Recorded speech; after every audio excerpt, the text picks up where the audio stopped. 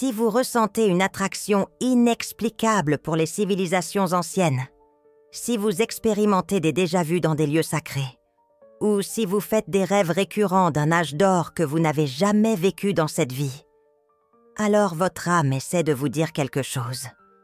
En 1888, Elena Petrovna Blavatsky a fait une découverte qui allait changer à jamais notre compréhension de la mémoire et de la réincarnation. Elle a découvert qu'il existe un groupe spécifique d'êtres humains, les âmes rares, qui portent des mémoires intactes de l'Atlantide, gravées dans leur conscience cellulaire. Il ne s'agit pas seulement d'impressions vagues, mais de souvenirs précis d'une civilisation qui a existé il y a plus de 12 000 ans. Ce qui rend cette découverte encore plus bouleversante, c'est qu'Elena ne la cherchait pas. Elle étudiait des textes sanscrits anciens à la bibliothèque de la Société théosophique à Londres, lorsqu'elle a remarqué un schéma particulier. Certains individus qui sollicitèrent la société rapportaient des expériences identiques, des détails sur l'architecture, les rituels et les technologies qu'ils ne devraient pas connaître. Ils décrivaient des cristaux qui stockaient l'énergie, des temples construits avec une acoustique parfaite pour altérer les états de conscience, et un système d'organisation sociale basé sur le développement spirituel, et non sur le pouvoir ou la richesse. Elena a commencé à documenter ces récits systématiquement pendant 3 ans, entre 1888 et 1891. Elle a interviewé 207 personnes qui affirmaient avoir ces mémoires. Ce qu'elle a découvert dépassait toute explication conventionnelle. 93% de ces individus étaient ce qu'elle allait appeler plus tard des âmes rares. Ils partageaient des caractéristiques spécifiques, une sensibilité aiguisée, une difficulté à s'adapter aux structures sociales rigides, une recherche incessante de connaissances occultes et une tristesse profonde et inexplicable, comme s'ils déploraient la perte de quelque chose de grandiose. Mais le plus impressionnant était la consistance des détails. Des personnes qui ne s'étaient jamais rencontrées décrivaient les mêmes lieux, les mêmes pratiques, jusqu'au même nom de lieu et de personnes. Une femme à Londres a décrit une cathédrale circulaire avec 7 niveaux, chacun dédié à une fréquence sonore spécifique. 3 mois plus tard, un homme à Paris a décrit la même cathédrale, incluant des détails sur les pierres utilisées à chaque niveau. Améthyste pour le premier, quartz rose pour le second, citrine pour le troisième. Il n'avait aucun moyen de connaître ces informations. À moins qu'il n'y ait réellement été, Elena a réalisé qu'elle était face à quelque chose de monumental. Elle a écrit dans son journal personnel, maintenant gardé dans les archives de la Société théosophique à Adyar, en Inde. Ce ne sont pas des fantaisies ou des imaginations fertiles. Ce sont des souvenirs authentiques d'une existence antérieure. L'âme n'oublie pas. Le corps meurt. La personnalité se dissout. Mais l'essence garde tout. Et dans certaines âmes, celles qui ont vécu des expériences intenses en Atlantide, les mémoires ne sont pas seulement gardées. Elles sont actives, pulsant, demandant à être reconnues. À partir de cette découverte, Elena a identifié 7 signes spécifiques qui prouvent qu'une personne a vécu en Atlantide.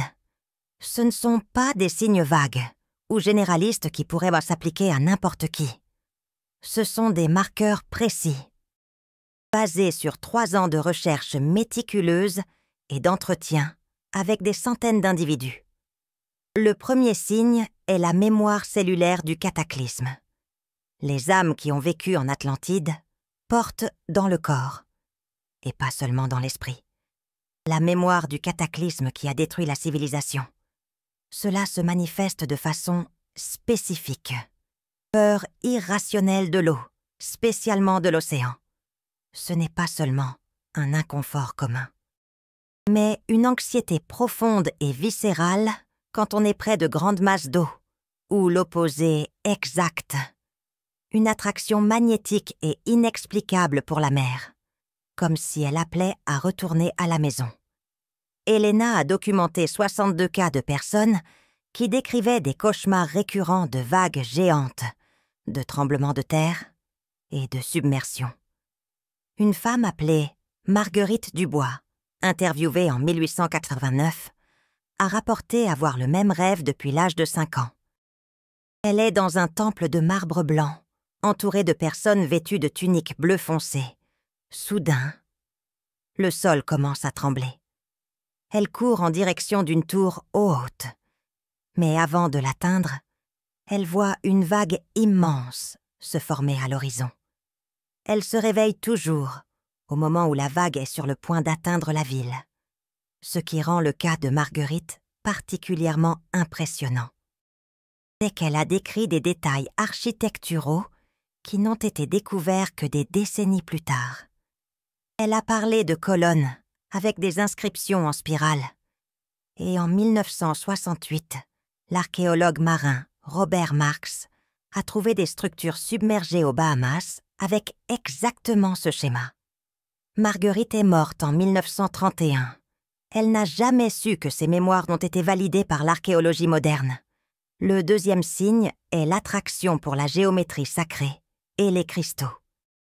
Les âmes atlantes ont une connexion intuitive avec des motifs géométriques spécifiques, spécialement la fleur de vie, le cube de Métatron et la proportion dorée. Elles sentent que ces motifs ne sont pas seulement beaux, mais qu'ils contiennent de l'information, de la connaissance codée en forme visuelle. C'est comme si elles pouvaient lire ces motifs d'une manière que d'autres personnes ne peuvent pas. Elena a observé que 78% des personnes avec des mémoires de l'Atlantide rapportaient une fascination inexplicable pour les cristaux depuis l'enfance. Pas comme curiosité esthétique, mais comme si elles savaient, instinctivement, que les cristaux ont des fonctions pratiques. Elles décrivaient placer des cristaux dans des lieux spécifiques de la maison pour altérer l'énergie de l'environnement, utiliser des cristaux différents pour des propositos divers. Quartz clair pour la clarté mentale, améthyste pour la protection spirituelle, citrine pour la manifestation matérielle. Un des cas les plus notables a été celui d'un jeune homme appelé Thomas Lefèvre, interviewé par Elena en 1890. Thomas avait seulement 16 ans, mais démontrait une connaissance sur les cristaux qui a laissé Elena perplexe. Il a expliqué que des cristaux grands, de la taille d'une personne, étaient utilisés en Atlantide comme dispositif de stockage d'informations. Il a décrit des salles entières, tapissées de cristaux, où les prêtres allaient pour accéder à la connaissance accumulée au long de générations. Elena a demandé comment cela fonctionnait. Et Thomas a expliqué que les cristaux résonnaient avec des fréquences spécifiques de la pensée humaine. Quand un prêtre entrait dans la salle de cristaux, en état méditatif profond, les cristaux commençaient à vibrer et à transmettre des informations directement à sa conscience. Ce n'était pas des mots ou des images, mais de la connaissance pure, compréhension instantanée sur la mathématique, l'astronomie, la médecine, la spiritualité. Cette description faite en 1890 semblait complètement fantaisiste à l'époque. Mais en 1968, le physicien Marcel Vogel, travaillant pour IBM, a découvert que les cristaux de quartz peuvent réellement stocker de l'information à travers des motifs de vibration. Il a démontré que des cristaux coupés en angles spécifiques réussissent à retenir et à transmettre des fréquences électromagnétiques. Ce que Thomas Lefèvre décrivait en 1890, la science n'a commencé à le comprendre que 80 ans plus tard. Le troisième signe, c'est la nostalgie, pour un âge d'or, que vous n'avez jamais vécu. Les âmes atlantes portent une tristesse profonde et constante, une sensation que quelque chose de grandiose a été perdu. Ce n'est pas une simple dépression, c'est une mélancolie existentielle, Comme si vous vous souveniez d'une époque où l'humanité était différente, plus connectée, plus sage, plus consciente. Helena Blavatsky a écrit à ce sujet, avec une profonde empathie, parce qu'elle le ressentait elle-même. Elle décrivait la douleur de se souvenir de chez soi, sachant que vous ne pourrez jamais y retourner. Ces âmes se sentent sont souvent déplacées dans le temps, comme si elles étaient nées à la mauvaise époque. Elles regardent le monde moderne, avec ses structures de pouvoir, sa violence, sa déconnexion de la nature et de l'esprit, et sentent que cela ne devrait pas être ainsi. Ce signe se manifeste de façon subtile, mais persistante, une sensation constante. Que vous cherchez quelque chose que vous avez perdu, mais vous ne savez pas exactement quoi. Une attraction pour les histoires, les films et les livres, sur les civilisations perdues. Une certitude inébranlable que l'humanité a déjà été plus évoluée spirituellement et que nous sommes dans un processus de retrouver cette connaissance. Helena Blavatsky a interviewé une femme nommée Émilie Dubois en 1889 qui a exprimé cela de façon très émouvante. Émilie a dit « J'ai toujours senti que j'étais une étrangère dans ce monde, pas dans le sens d'être d'une autre planète, mais d'un autre temps.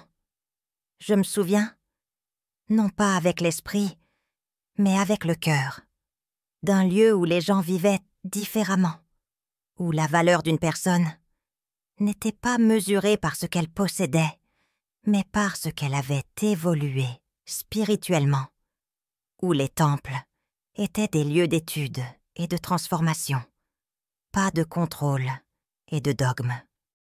Je passe ma vie entière à chercher ce lieu, sachant qu'il n'existe plus. Le 4e signe, c'est la habilité naturelle, avec la guérison énergétique.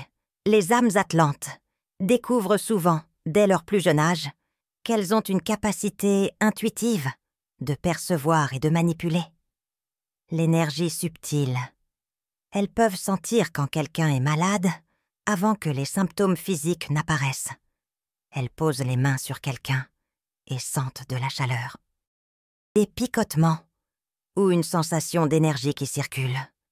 En Atlantide, selon les récits documentés par Helena Blavatsky, la médecine était principalement énergétique. Il comprenait que la maladie physique est toujours précédée par un déséquilibre énergétique. Les prêtres guérisseurs étaient formés dès l'enfance pour voir et travailler avec le corps énergétique. Ils utilisaient des cristaux, des sons, la géométrie sacrée et l'imposition des mains pour restaurer le flux naturel d'énergie vitale. Helena Blavatsky a enregistré 39 cas de personnes avec des mémoires atlantes qui pratiquaient la guérison naturelle sans jamais avoir été formellement formées. Une de ces personnes était un homme appelé Antoine Moreau, qui travaillait comme charpentier à Lyon. Antoine a découvert par accident que quand il posait ses mains sur des personnes malades, souvent elles allaient marcher mieux. Il ne comprenait pas le mécanisme. Il sentait juste une énergie chaude qui coulait de ses mains. Quand Helena Blavatsky a interviewé Antoine en 1888, il a décrit des souvenirs d'une cathédrale de lumière, de guérison, en Atlantide. La cathédrale avait 12 lits, disposés en cercle, autour d'un cristal central énorme. Les patients étaient allongés sur les lits et les guérisseurs formaient un cercle extérieur. Le cristal central était activé grâce au son. Un ton spécifique, chanté par un groupe de prêtres. Le cristal amplifiait et dirigeait l'énergie de guérison des guérisseurs vers les patients. Antoine a décrit que différentes maladies requéraient différentes configurations du cristal pour les maladies du corps physique. Le cristal était ajusté pour des fréquences plus basses, des tons graves que vous sentiez plus que vous n'entendiez, pour les maladies mentales et émotionnelles, des fréquences moyennes. Pour les questions spirituelles, des fréquences très hautes, presque inaudibles. Antoine avait cette connaissance, sans jamais avoir étudié, comme s'il se souvenait d'une formation qu'il avait reçue dans une autre vie. Le 5e signe, c'est la perception d'être en mission spirituelle. Les âmes atlantes portent une sensation persistante qu'elles sont ici, avec un but spécifique. Ce n'est pas de l'ego ou de la grandiosité. C'est une conviction profonde qu'elles ont des connaissances ou des habiletés qui doivent être partagées. Elles sentent une responsabilité d'aider à l'évolution spirituelle de l'humanité. Elena Blavatsky a observé que cette caractéristique était universelle. Parmi les personnes qu'elle a interviewées, toutes, sans exception, sentaient qu'elles étaient revenues sur Terre, avec une mission. Beaucoup rapportaient avoir une clarté sur cette mission. Dès l'enfance, certaines décrivaient avoir choisi consciemment de se réincarner, malgré le fait de savoir que ce serait difficile et douloureux, parce que la Terre passait par un moment critique et avait besoin d'âmes expérimentées pour aider à la transition. Un des récits les plus impressionnants a été celui d'une femme nommée Sophie Leclerc, interviewée en 1890. Sophie a décrit une expérience qu'elle a eue à l'âge de 7 ans. Elle s'est souvenue d'être dans un conseil avant de naître. Ce n'était pas une fantaisie infantile. Elle a décrit des détails spécifiques. Une salle circulaire avec une lumière dorée, la présence d'êtres qu'elle reconnaissait comme des guides spirituels et une décision consciente de se réincarner en France en 1867. Sophie a dit que dans ce conseil, il lui a été montré que la Terre entrait dans une période de grande transformation.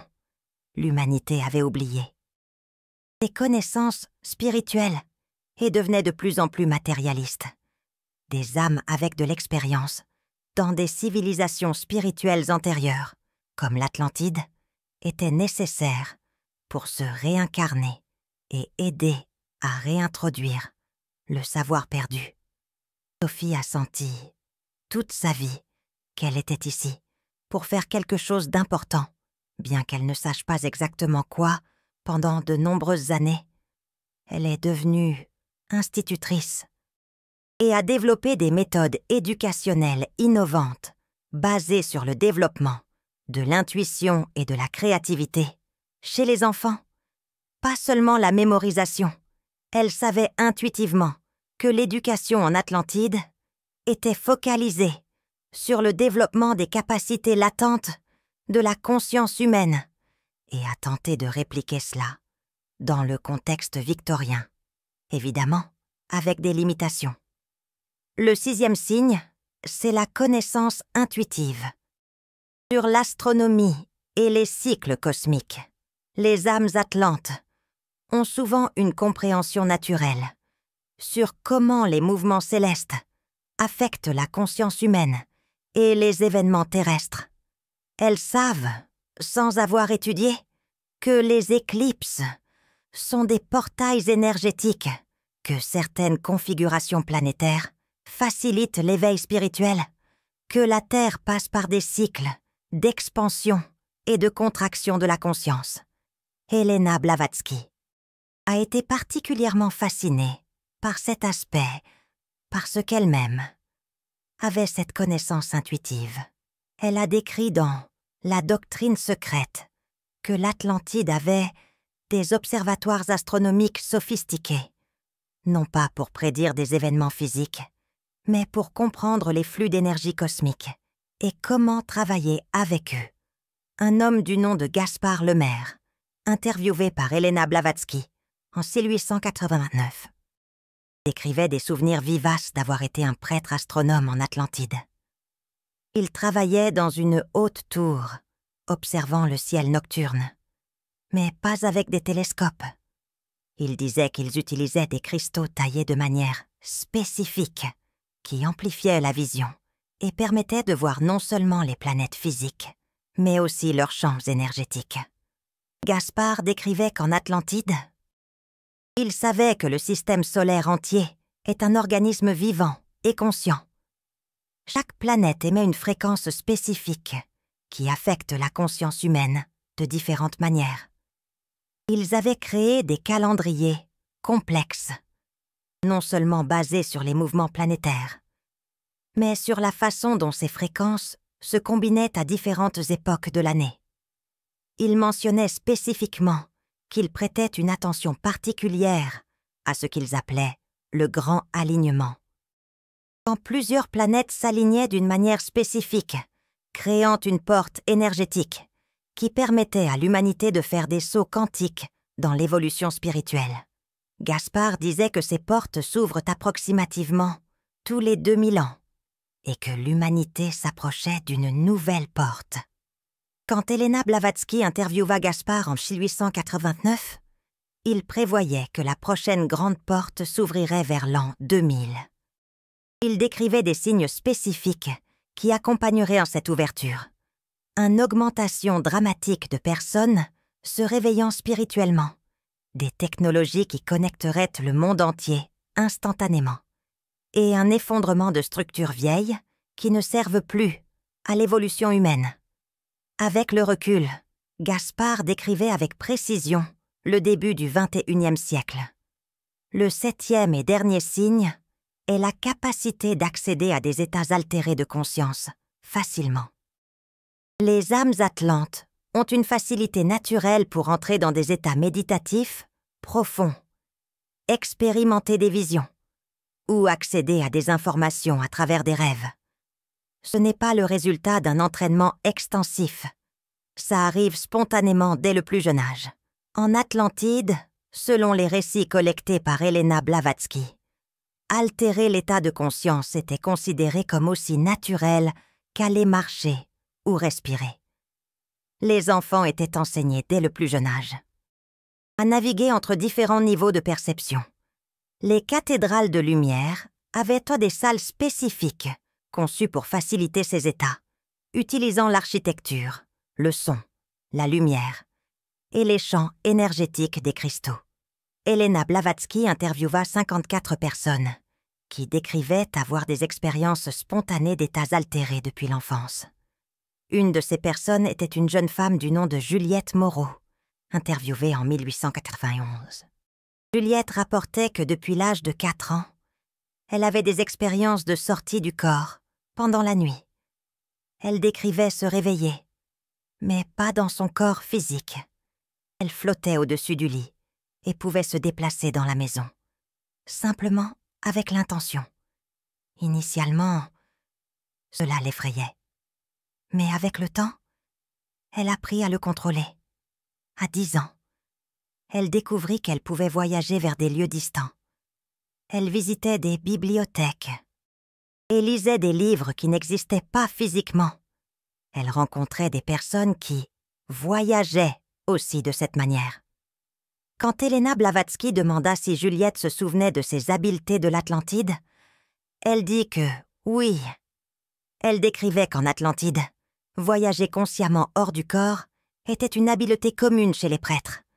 C'était comme ça qu'ils communiquaient avec d'autres régions, exploraient d'autres dimensions de la réalité et accédaient à des bibliothèques éthériques où toute la connaissance humaine était stockée.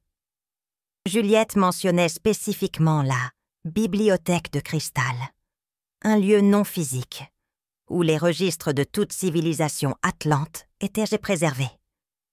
Elle disait que n'importe qui, avec les mémoires activées, pouvait accéder à cette bibliothèque à travers des états altérés de conscience.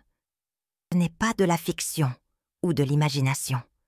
C'est un archive réel dans une dimension non physique. Ces 7 signes, documentés méticuleusement par Helena Blavatsky entre 1888 et 1891, ne sont pas des coïncidences. Ils sont des marqueurs spécifiques d'âmes qui ont vécu en Atlantide et qui portent ces mémoires actives dans leur conscience cellulaire. Mais une question cruciale surgit. que Helena Blavatsky s'est posée à elle-même et que vous vous posez probablement maintenant. Pourquoi ces mémoires se réveillent-elles maintenant? Pourquoi tant de personnes ont soudainement commencé à se souvenir de l'Atlantide à la fin du XIXe siècle, et de plus en plus depuis lors? Helena Blavatsky arriva à une conclusion, qu'elle considérait à la fois pleine d'espoir et troublante. Elle écrivit dans une lettre privée à son amie Constance Wachtmeister en 1891. Lettre qui est préservée dans les archives de la Société théosophique. Les mémoires ne se réveillent pas aléatoirement. Il y a un but. La Terre traverse un cycle similaire à celui qui a précédé la destruction de l'Atlantide. Pas exactement le même, mais parallèle. Les âmes qui étaient là-bas sont réveillées, parce qu'elles doivent aider l'humanité à ne pas répéter les mêmes erreurs. C'est le point le plus important de toute cette découverte. L'Atlantide n'a pas été détruite par un cataclysme naturel aléatoire. Elle a été détruite parce que la civilisation avait atteint un point critique. Ils avaient une technologie avancée, une connaissance spirituelle profonde. Mais un segment significatif de la population commença à utiliser ce pouvoir pour le contrôle, la manipulation et le gain personnel, au lieu de l'évolution collective. Helena Blavatsky documenta ce schéma dans de multiples interviews. Les personnes avec des mémoires de l'Atlantide décrivaient fréquemment deux factions. La première, les gardiens de la loi de l'unité, étaient des prêtres et des prêtresses dédiées à utiliser la connaissance et la technologie pour le bénéfice de tous, pour l'élévation spirituelle, pour l'harmonie entre l'humanité et la nature. La deuxième faction, que Helena Blavatsky appelait « fils de Bélial », basée sur des textes anciens, étaient ceux qui voyaient le pouvoir comme quelque chose à accumuler et à utiliser pour dominer les autres. Ils voulaient utiliser des cristaux, la technologie sonore, la manipulation énergétique, pour le contrôle social, pour créer des hiérarchies rigides, où certains avaient tout et d'autres n'avaient rien. Un homme du nom de Étienne Dubois, interviewé par Helena Blavatsky en 1890, décrivait des mémoires vivaces des années finales de l'Atlantide. Il disait qu'il y avait des guerres, pas avec des armes conventionnelles, mais avec la technologie énergétique, des groupes essayant de se détruire mutuellement, en utilisant les mêmes outils qui devraient être utilisés pour la guérison et l'évolution. Les gardiens essayèrent de protéger la connaissance, en cachant les cristaux principaux et en scellant les cathédrales de lumière importantes. Mais il était trop tard. Étienne décrivait le moment exact de la destruction. Il était dans un cathédrale de lumière côtier, quand il sentit la terre trembler d'une manière différente des tremblements de terre communs. C'était comme si la planète entière était en convulsion. Il vit l'océan reculer de centaines de mètres, exposant le fond de la mer. Et or, il vit la muraille d'eau se former à l'horizon. Il sut à ce moment-là que tout était fini. Il décrivit une sensation de regret accablant, mélangée avec une étrange acceptation. Une partie de lui savait que c'était une conséquence inévitable de ce que la civilisation était devenue. Il se souvint avoir fait une promesse à ce moment ultime. Si jamais il avait la chance de revenir, il aiderait l'humanité à ne pas répéter cette erreur. Et voici la connexion directe avec le moment présent. Helena Blavatsky a réalisé que nous sommes à un point similaire. L'humanité actuelle possède une technologie puissante. Nous commençons à redécouvrir des connaissances spirituelles anciennes. Et nous sommes confrontés au même choix auquel l'Atlantide a été confrontée. Allons-nous utiliser ce pouvoir pour le bénéfice de tous, pour l'évolution collective, pour l'harmonie, ou l'utiliserons-nous pour le contrôle, l'accumulation, la domination? Les âmes atlantes se réveillent maintenant parce qu'elles ont vécu ce dilemme auparavant. Elles savent où ce chemin mène si nous choisissons mal. Et elles ont l'expérience et les connaissances nécessaires pour aider l'humanité. à choisir différemment. Cette fois-ci, Elena Blavatsky a écrit dans La doctrine secrète. L'histoire ne se répète pas exactement, mais elle résonne. L'Atlantide fut une leçon brutale sur ce qui arrive lorsque le pouvoir est déconnecté de la sagesse, lorsque la technologie est déconnectée de l'éthique, lorsque l'individualisme est déconnecté de la responsabilité collective. Les âmes qui ont appris cette leçon, à travers le trauma de la destruction, sont revenues pour enseigner à ceux qui n'étaient pas là. C'est votre mission. Si vous avez reconnu ces signes en vous-même, vous ne vous souvenez pas de l'Atlantide par nostalgie ou pour vous sentir spécial. Vous vous en souvenez parce que vous avez du travail à faire. Vous portez une connaissance dont l'humanité a besoin maintenant. Et votre première responsabilité est d'activer ces mémoires complètement, de ne pas les laisser comme des fragments vagues, mais de les intégrer consciemment. Elena Blavatsky a développé un protocole spécifique pour aider les personnes avec des mémoires atlantes à les activer complètement et à les utiliser de manière pratique. Ce protocole est décrit dans des documents privés qu'elle a laissés aux étudiants avancés de la Société théosophique. La première étape est la reconnaissance consciente.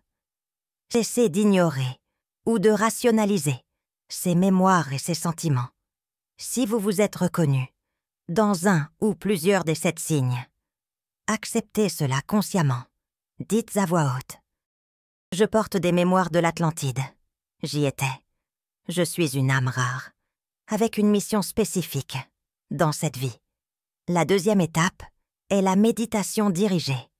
Elena Blavatsky demandait aux étudiants d'entrer dans un état méditatif profond et de demander consciemment à accéder à leurs mémoires atlantes. Ne forcez pas. Ouvrez simplement la porte et permettez aux mémoires de venir. Elles viendront comme des images, des sensations, des connaissances soudaines que vous savez simplement. Sans savoir comment. Faites cela régulièrement, de préférence à la même heure, tous les jours. Elena Blavatsky recommandait au lever du soleil ou avant de dormir, des moments où le voile entre le conscient et le subconscient est le plus fin.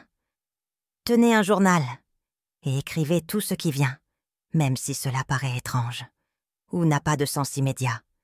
Des schémas émergeront avec le temps. La troisième étape est le travail avec les cristaux. Si vous avez des mémoires atlantes, vous avez une connexion naturelle avec les cristaux. Commencez avec le quartz clair, le plus polyvalent. Tenez le cristal pendant la méditation et demandez-lui d'aider à activer vos mémoires. Les cristaux ne sont pas seulement de belles pierres, ce sont des outils de conscience. Les Atlantes savaient cela.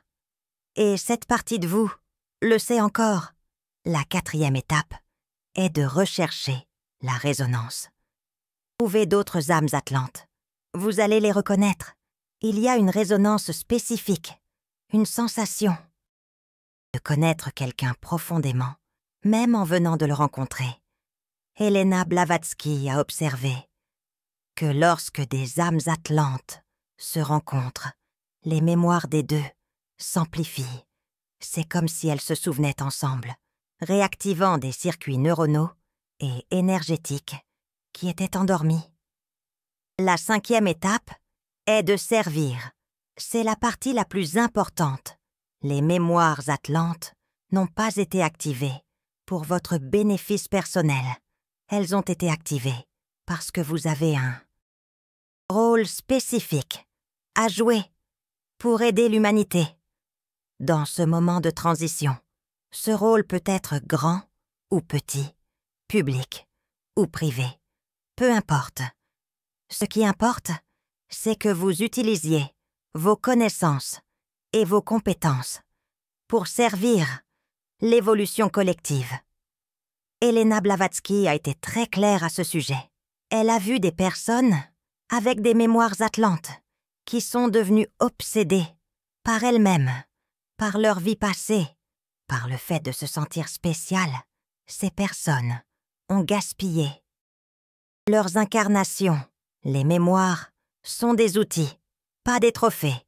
Utilisez-les ou perdez-les si vous êtes arrivé jusqu'ici et que quelque chose en vous résonne profondément avec tout cela. Faites attention.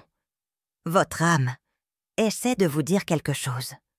Vous n'avez pas trouvé ce contenu, par hasard, dans la cosmogonie théosophique d'Helena Blavatsky. Il n'existe pas de coïncidence, seulement des synchronicités, des événements externes, reflétant des mouvements internes, de conscience. Les mémoires de l'Atlantide, à l'intérieur de vous, demandent à être reconnues, activées et utilisées. Le monde a besoin de ce que vous portez. Nous sommes dans un moment critique, exactement comme l'Atlantide, avant la fin. Mais cette fois-ci, les âmes expérimentées sont ici, depuis le début de la crise. Non seulement en regardant, mais en participant activement, en guidant, en enseignant, en ancrant des fréquences supérieures. Helena Blavatsky le savait. En 1891, elle a écrit « Je regarde ». Des âmes que j'ai interviewées, portant le poids de mémoires si anciennes et si douloureuses. Et je vois des héros. Elles ont choisi de revenir en sachant que ce serait difficile. Elles ont choisi de porter ces mémoires en sachant que beaucoup les jugeraient comme des fous. Elles ont choisi d'être ici, maintenant, parce qu'elles aiment l'humanité suffisamment pour essayer d'empêcher que nous nous détruisions à nouveau. Si vous êtes une de ces âmes, honorez le choix que vous avez fait avant de naître. Activez vos mémoires, trouvez votre tribu, faites votre travail, commentez Atlantide. Si quelque chose, à l'intérieur de vous, a reconnu de la vérité dans ce contenu, d'autres âmes atlantes verront votre commentaire et vous reconnaîtront. C'est ainsi que la tribu se retrouve.